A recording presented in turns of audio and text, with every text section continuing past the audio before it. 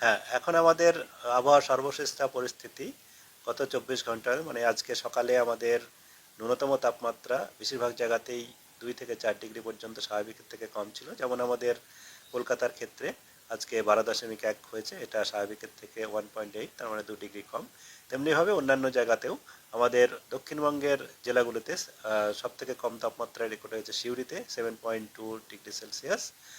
আর উত্তরবঙ্গে দার্জিলিংয়ের হিলে তাপমাত্রা 1.8 ডিগ্রি সেলসিয়াস। আর সমতল এলাকাতে জলপাইগুড়িতে 6.6। এগুলি স্বাভাবিকের থেকে কম রয়েছে। আর এখন আমাদের আগামী 7 দিনের যা পূর্বাভাস, তাতে আগামী 7 দিনেই পশ্চিমবঙ্গের সমস্ত জায়গাতেই শুষ্ক আবহাওয়া থাকবে।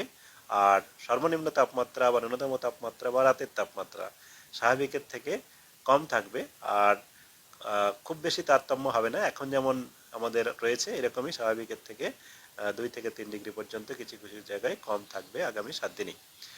আর মাঝখানে দক্ষিণবঙ্গের ক্ষেত্রে আগামীকাল খুব বেশি তারতম্য নেই, কিন্তু তারপরে 10, 11 এবং 12 তারিখে সামান্য একটু তাপমাত্রা বাড়তে পারে, আবার 13 তারিখে সামান্য যেটা বাড়বে সেটা আবার কমে যাবে। আচ্ছা, আর আমাদের সর্বোচ্চ তাপমাত্রাও এখন অনেক জায়গাতেই স্বাভাবিকের থেকে 2 থেকে 3 ডিগ্রি পর্যন্ত কম রয়েছে দক্ষিণবঙ্গে এবং উত্তরবঙ্গেতে। এটিও আমাদের আগামী কয়েকদিনে এই স্বাভাবিকের থেকে কম থাকার সম্ভাবনা রয়েছে। মূলত আগামী 2 দিন তো থাকবেই। আমাদের কুয়াশার যা পূর্বাভাস, তাতে কুয়াশা দক্ষিণবঙ্গের জেলাগুলোতে হালকা থেকে মাঝারি সব জায়গাতেই বিক্ষিপ্ত হওয়ার সম্ভাবনা রয়েছে। উত্তরবঙ্গের ক্ষেত্রে ঘন কুয়াশার সতর্কতা রয়েছে। ঘন কুয়াশা মূলত আমাদের আগামী 24 ঘন্টায় মানে আগামীকাল সকালে মালদা, উত্তর দক্ষিণ দিনাজপুর, দার্জিলিং, জলপাইগুড়ি এবং কুচবিহার এসব জেলাতে বিক্ষিপ্তভাবে হওয়ার সম্ভাবনা রয়েছে। তারপরের দিনও আমাদের উত্তর দিনাজপুর, দার্জিলিং, জলপাইগুড়ি, কুচবিহার জেলাতে সম্ভাবনা থাকছে।